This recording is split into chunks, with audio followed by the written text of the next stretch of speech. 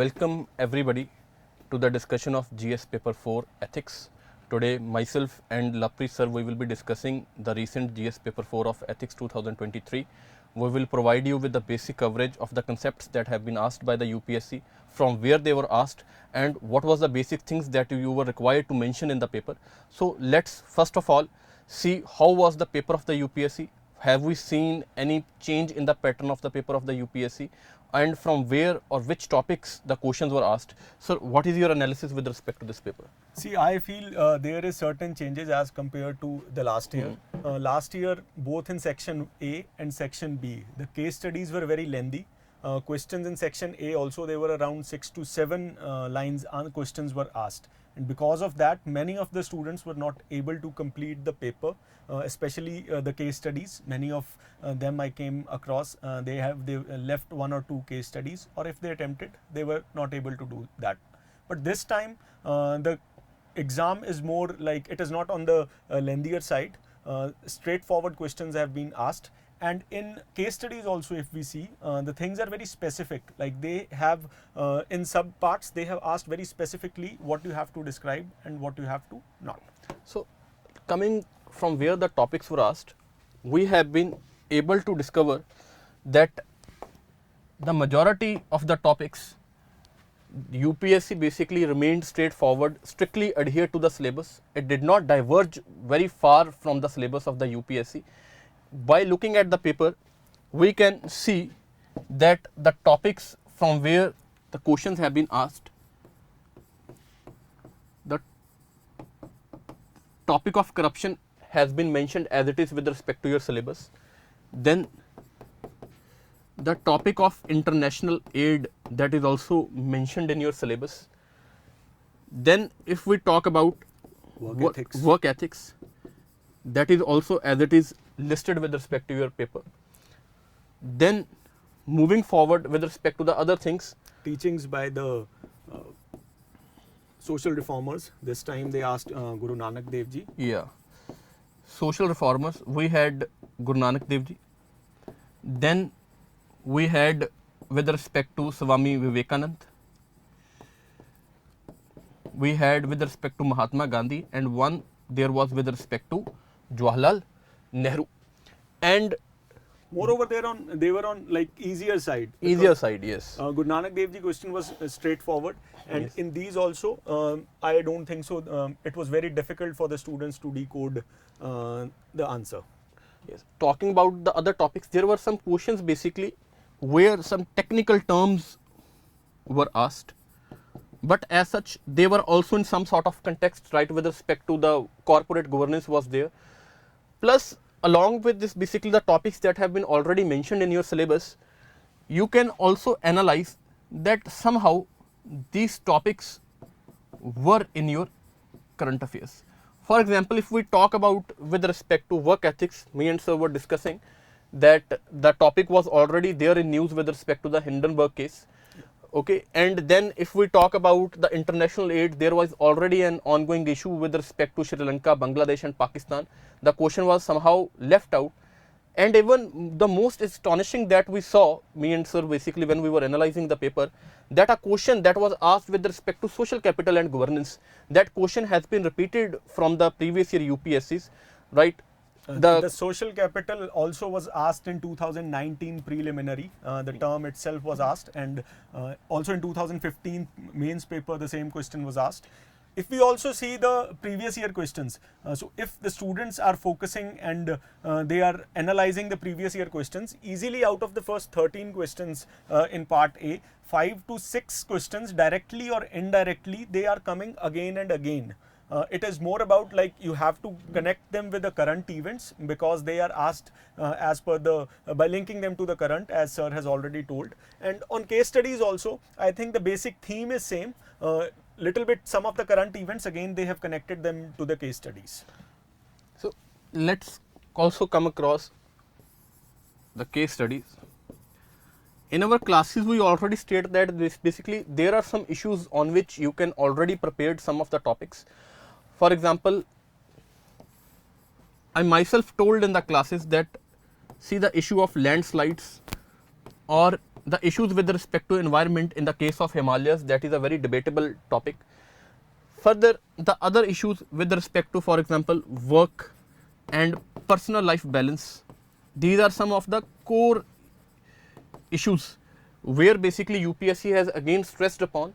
And if we see the pattern of the case studies, as sir has highlighted, the more or less the case studies were similar in pattern, they were not diverging in nature. Basically, that for example, in one, the UPSC has asked simply that discuss the ethical issues that are prevalent with respect to the case, and in another question, the UPSC is asking some difficult type of questions, reading between the line of the questions. That has not been done. The pattern has been standardized with respect to all the questions of the UPSC, and in majority of the questions, basically there were two questions. In one or two case studies, I think there was 3 questions that were asked by the UPSC, and the questions were similar in nature. What are the ethical issues that are there with respect to the case study, and what will you do in a particular situation with pros and cons, that as if you are in a particular situation, that was what UP was asked by the UPSC.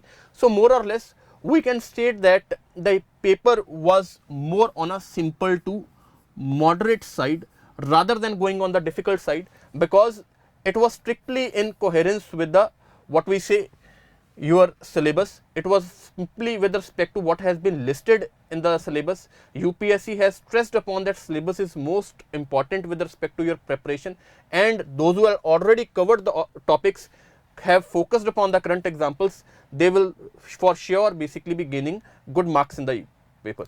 So one thing I would like to add, that the GS4 paper is not compartmentalized, because the knowledge of GS1, 2 and 3 is also being simultaneously checked in GS4 paper. There are in case studies also, they have asked certain specific laws which we read in paper 2. So I think more of a holistic kind of preparation is required. We can't do it in silos, that I'm focusing on paper 4, so I'll not refer to the topics. It is more about linkages and interconnections. The person who will be able to do it in a better way will definitely fetch higher marks. And that 120 plus score which we feel is ideal, I think you need to have a very sound knowledge, and you need to have the knowledge how to interconnect the things, then only you can hit that score. So let's come to discussion of the paper. From section A, the first question that we have is, that is, what do you understand by moral integrity and professional efficiency in the context of corporate governance in India? Illustrate with suitable examples. As already highlighted, that see the UPSC what has it has done to create a pressure upon the students, it has went for technical terms. Here we have moral integrity and professional efficiency, but as already told by the sir, and as we were discussing also, that the terminology is not in isolation, but it is asked in the context of some particular topic. And what is the context here? It is corporate governance. So what do you feel, sir, basically how we should be dealing with this question? I think first of all we need to define these terms in the context of corporate governance. Now, because they have asked illustrate with the suitable examples, I think those examples will be very crucial. If you are not able to come out with suitable examples, you will be stuck around 2.5 or 3 marks. But if you can add it in, currently it was Hindenburg issue. Recently in past 3-4 years there was PNB scam was there. Then NBFC issue was also there, which was linked to corporate governance. So if you can give 3-4 examples and on that lines you can discuss it more holistically, you will be getting a good marks. So what UPSC has done here is, UPSC has taken out a static topic, corporate governance, mentioned within your syllabus, and it has linked it with the current affairs. If you have been reading the newspaper thoroughly, if you have been linking it with the ethical issues, you can easily relate it with the term that is called as professional efficiency in relation to the professional ethics. And yes, I feel that this is a more of a technical term, moral integrity, but in context of corporate governance, if the topic is well prepared, I think it can be answered. And examples you have already there in context of Hindenburg case, you have Vijay Mallya scam, you have PNB issue. So the question was well within, basically, if you have thoroughly prepared the topic. If you can link these with the moral integrity and professional ethics, I think you will be scoring very high in this answer. Next question, see what we have is international aid is an accepted form of helping resource challenged nations comment on ethics in contemporary aid and support your answers with suitable examples. As I already told you in the beginning when I was decoding the paper, that this is again question, basically static question related with the current issues, the topic that was lagging for 1 or 2 years, and UPSC has specifically asked, if you go on the keyword here, resource challenged nations. Now link it with the examples, that is Sri Lanka, you have Pakistan, and Yes. this is obviously, sir, I think basically static portion comment on the ethics in contemporary aid. Yes, IR is also linked, and Bangladesh was also facing Yes. the same issue. Obviously. Yes. In this, I think international aid, we can divide it into positive and negative. Like in case we see China, China has a policy in which they like try to influence the politics and in order to gain from Diplomacy. Yes, diplomacy. But in case we see India, India has been in a positive, the aid given by India has been in a positive direction. We follow the Panchsheel policy and responsibility towards our neighbors. Yeah. So in that regard, we can link it with these two terms. Again, we would say static topic and Yes. linked with the current issue. Next, we have, that is, corruption is the manifestation of failure of core values in society. In your opinion, what measures can be adopted to uplift the core values in society? So again here, corruption, as it is a static topic, It is directly mentioned in the syllabus. then core values, obviously value system is also a part of your syllabus. What they have done is they have linked the value system with the corruption issue. Obviously when you do the topic of corruption, try to, from an ethical viewpoint, you try to link it with the degeneration of the value system. And Yes. as sir was explaining, that this is somehow basically the topic of core values gets linked to some topics. In last year also, they asked that how, because core values, how to uplift the role of teachers, the role of students, and the role of schools or early education. That is very important. Last year, a quote of APJ Abdul Kalam was there in the paper, in which he was talking about building a nation, linking it to the what role teachers, parents, and school or the leaders can play. Same, it was repeated, I think 3 to 4 years back. So there are limited set of questions as the syllabus is limited, and since last 10 to 12 years, Yeah. the syllabus has not been changed. So here and there, the things are getting repeated. Obviously you will link it with the degeneration of the value system. You have basically greed, all that type of values Yes. will come, the issue of probity, transparency, Yeah. accountability, Honesty, yes. Then again a very simple portion, I would say, what measures can be adopted to uplift the core values in the society. Okay, the topic that is already very well mentioned within your syllabus. A very simple question, I would say, in Yes. comparison to the earlier questions that we have It is discussed. very simple. Next question that we have is, in context of work environment, differentiate between coercion and undue influence with suitable examples.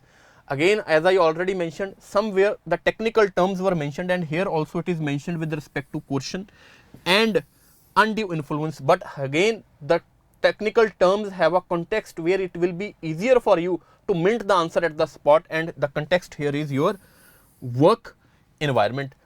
Also, I think in case you are not able to decode, you can refer the Hindi translation also, in which it is clearly shown. Yes. Zabardasti anuchit prabhav. Anuchit prabhav, undue influence. In Yes. bureaucracy also, we see that there is lots of your seniors hold lots of influence on you, because they have to prepare your ACR, and promotions and transfers are also in their hand. So in that context, we can answer this question.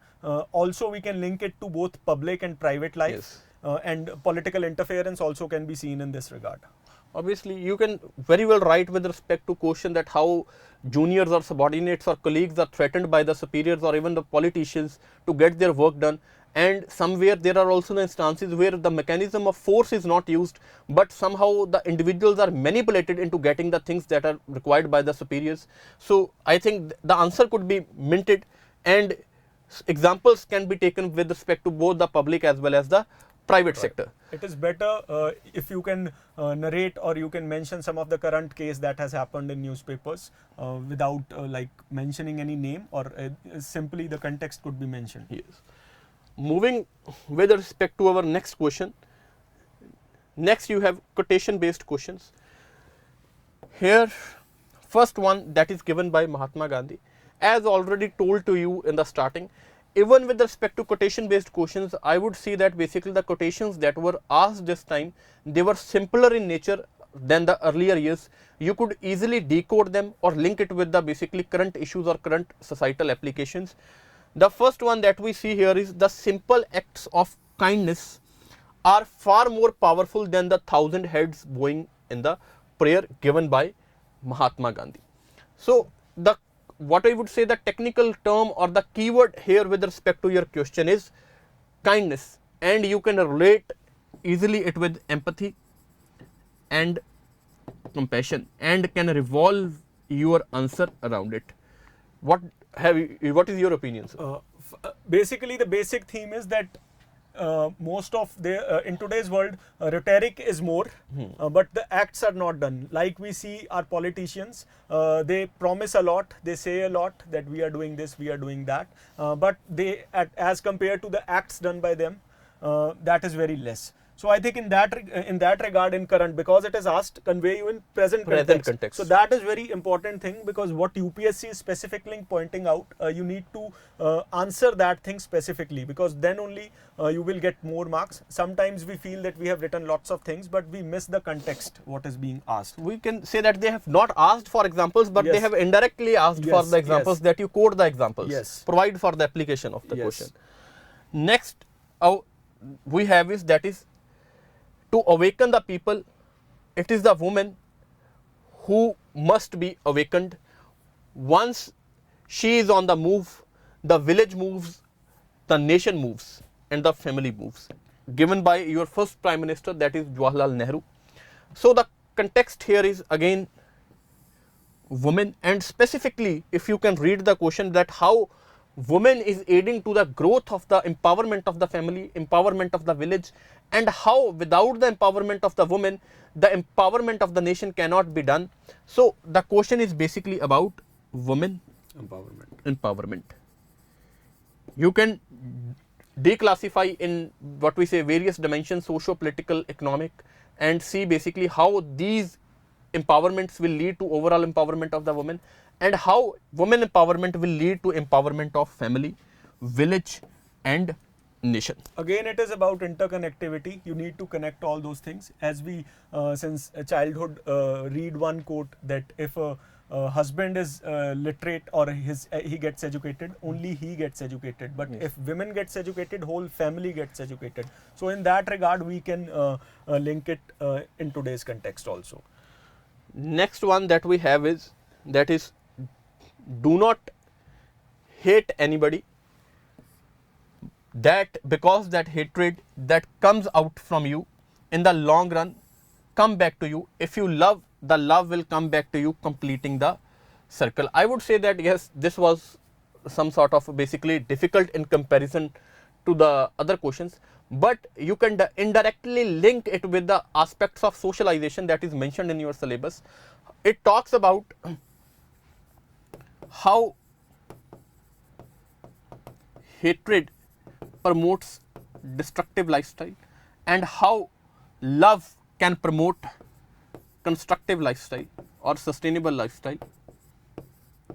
The basic theme is what you sow, so shall you reap. So you can also answer in that context, that whatever we do, like we know Hitler was responsible for atrocities, but at the end he himself committed suicide because that inimical nature got into him, and that led him to commit the suicide, because the guilt comes in when you are doing something bad to some other people. On the other hand, we can take examples of social reformers who were involved in spreading the message of peace, like Nelson Mandela was there, who said that he will aspect of forgiveness can be mentioned, that how despite being imprisoned for a longer period of time, for at least 30 years, he said that I will forgive the Britishers. So you can state that basically what you think, that becomes your habit, and then it becomes a part of your character. You can link it with that. So the thing could be answered. Okay. Next, the question that we have with respect to here is, what really matters for success, character, happiness, and lifelong achievement is a definite set of emotional skills, your EQ, and not just your purely cognitive abilities that are measured by conventional IQ tests. Do you agree with this? Give reasons in support of your answer. In many times in our classes, I have stressed upon the fact that emotional intelligence is the most important part of your syllabus. I think every year or after taking a gap of 1 year, the topic is repeated. It is like old wine in new bottle, and it is very specific answer. I don't think so. It is very complicated. If you start the basically chapter of emotional intelligence, the chapter starts from the context that why IQ is of less relevance in comparison to the emotional intelligence or the emotional quotient, and how companies are promoting emotional quotient over the cognitive abilities of the individual. Many a times, for example, I have given the example of Air India case also. The hue and cry that happened with respect to the individual who basically harassed a woman in the flight, and how basically he may have been an individual with a very high IQ quality, high, maybe his genius ability may be very high, but how emotional skills, basic skills that are required to behave, the values that are required to align with the organizational ethics of the organization or of the company, they were missing, and the company had to fire the individual. So a very conventional question, I would say, Yes. not with respect to anything that was asked by UPSC out of the syllabus with respect to emotional intelligence.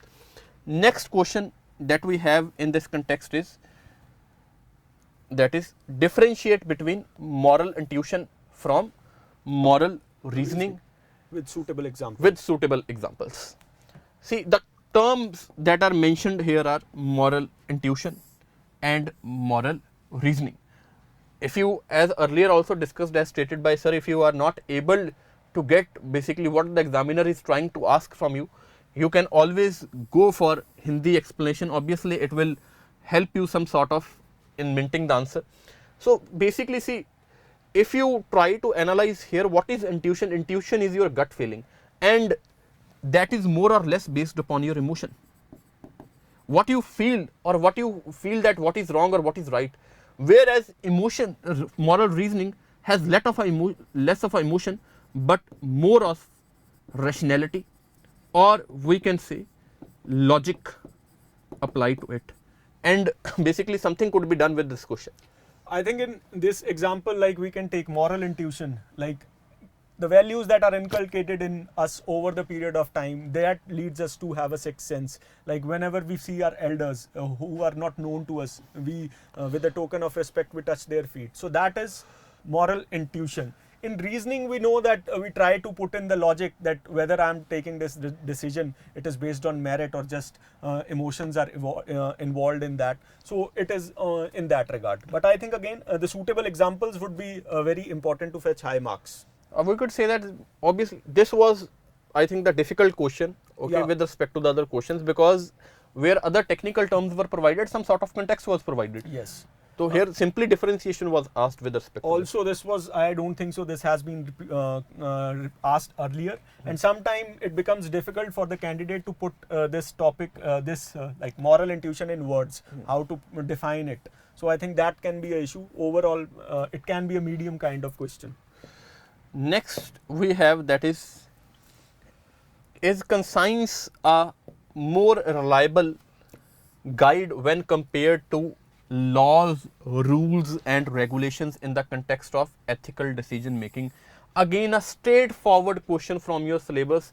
Conscience, rules and regulations are, as it is mentioned in your syllabus, a very straightforward question.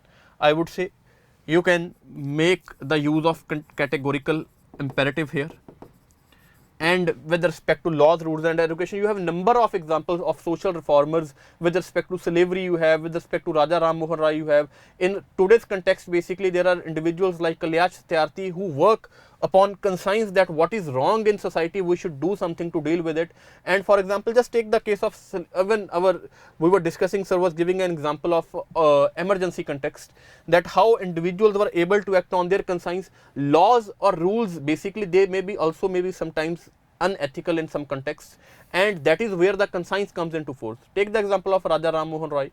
take the example of many individuals who tried what we say reforms against the slavery. Law provided for these things, but it was the conscience that helped the society to heal. Yes. Also, Mahatma Gandhi have said that there is a court that is higher than the judicial court, that is court of conscience or concise, and but we need to discuss it so we can end it on a balanced note. Yes. That we have to create a balance between the laws and the conscience, because then only a society can work in a better manner.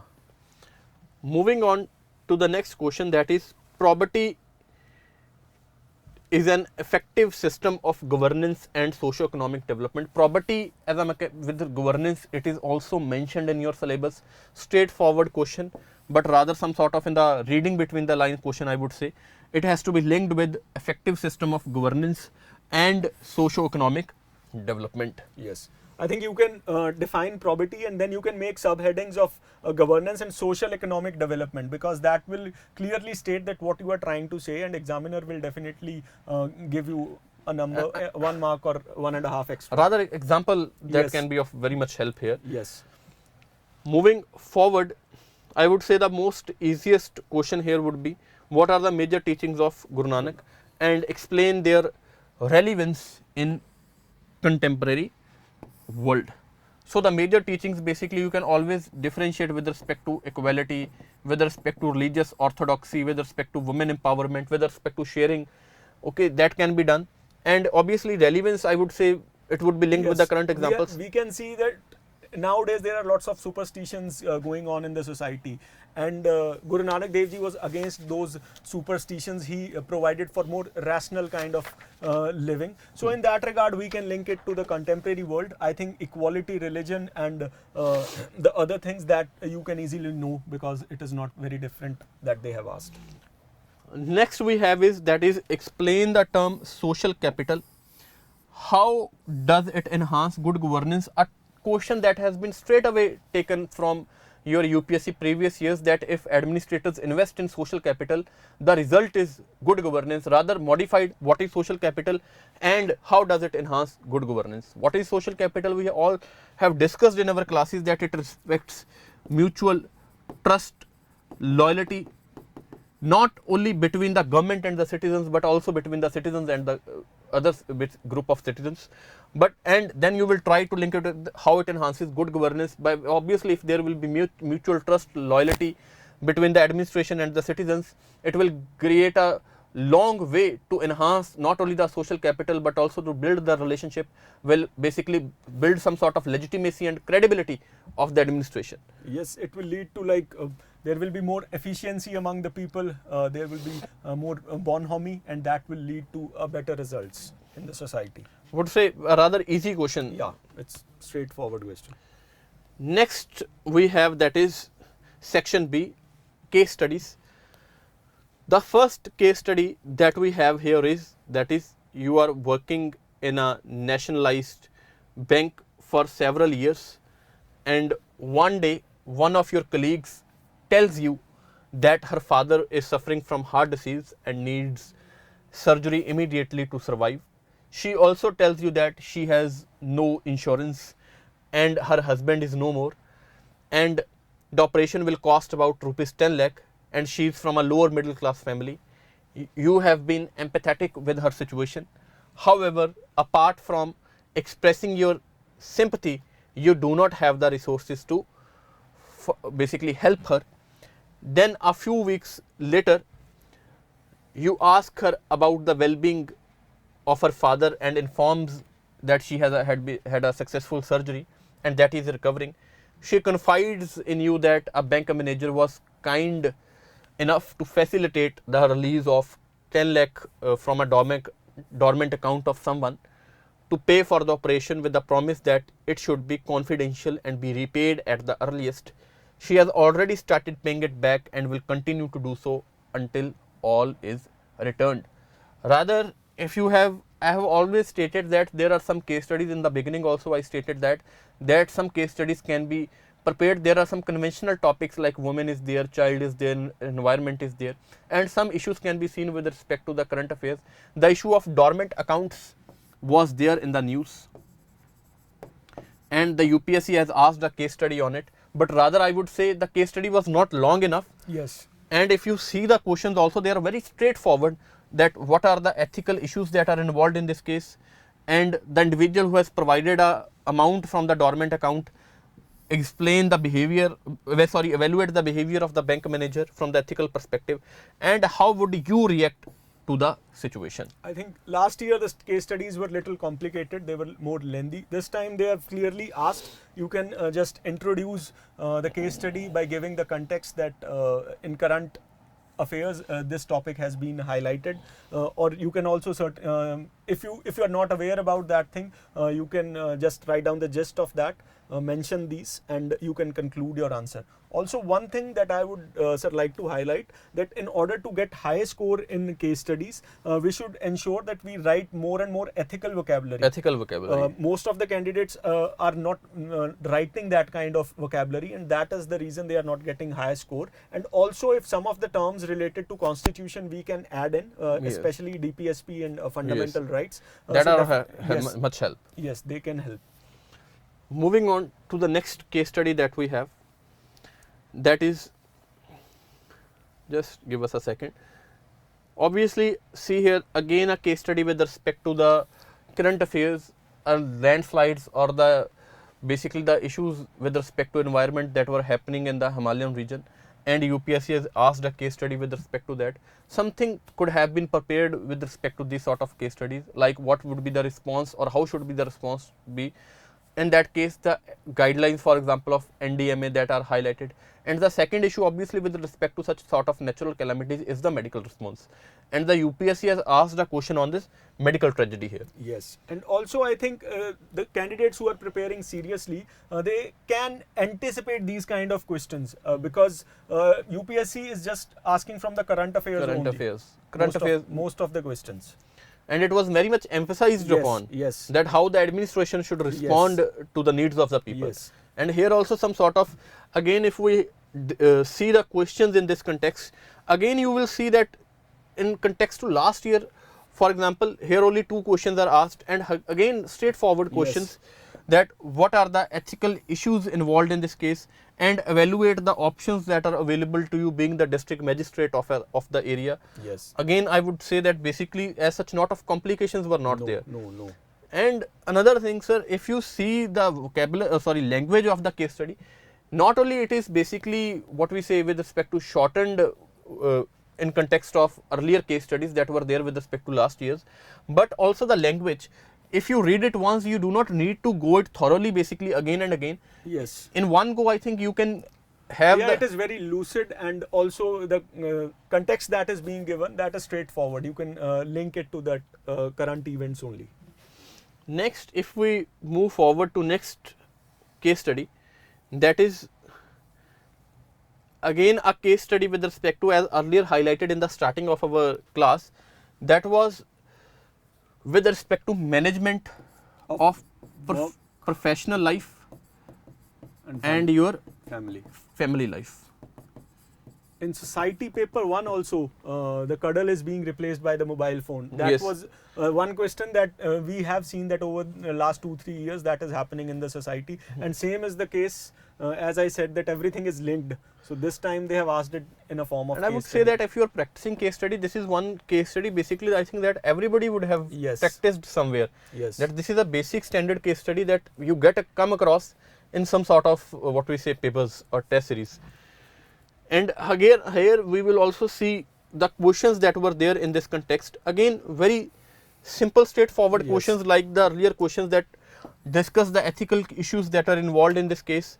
But here is where basically we were talking about that you need to interlink it with the other subjects also, GS 1, 2, 3, because UPSC has here asked that try at least, and specifically at least, you can mention more, but at least at minimum there should be 4 laws that you should know that have been enacted by the government in order to provide a healthy, safe and equitable working environment for the women.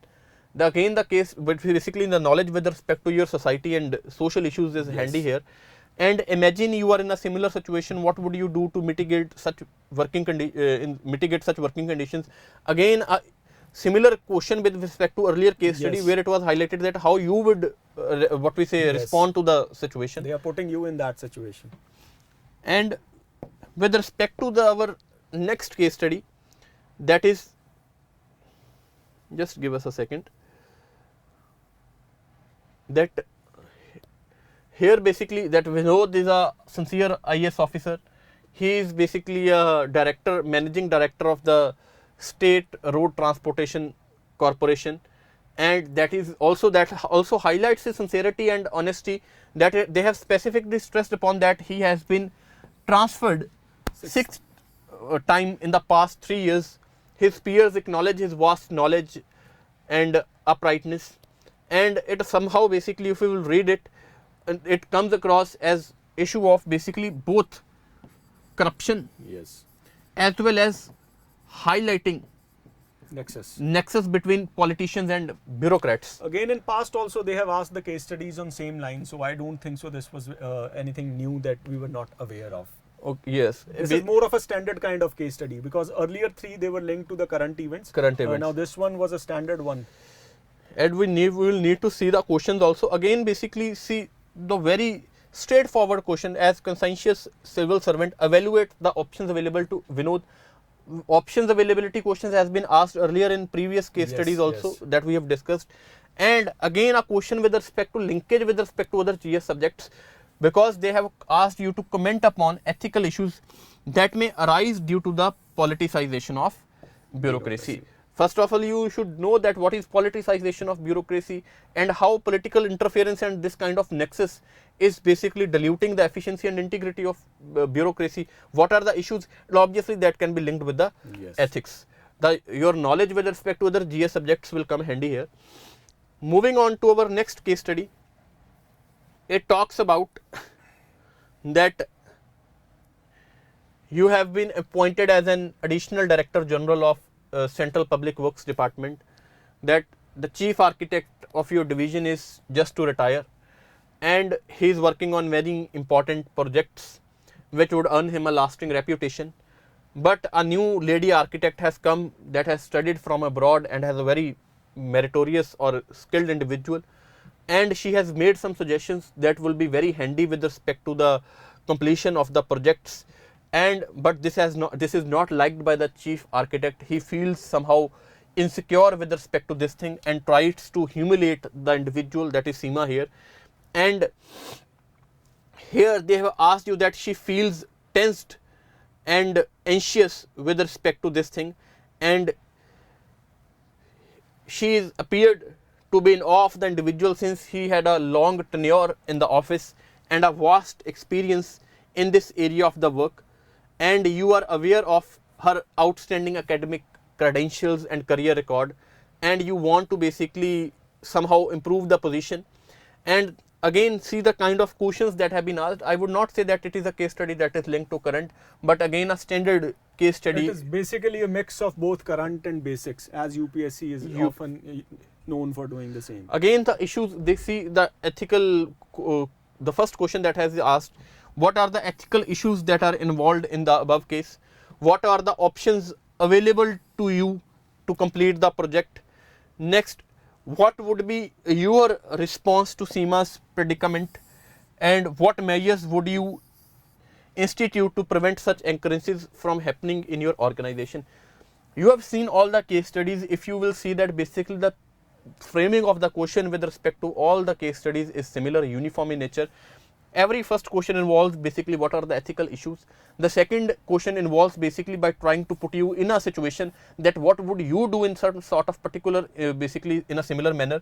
And if the third question is introduced, it is basically in linkage with respect to your other GS subject, like we have seen with respect to the 4 laws that have been enacted for women, or here basically with respect to the politicization of a bureaucracy, or basically what institutional measures can be taken here, again for improvement of work environment it is.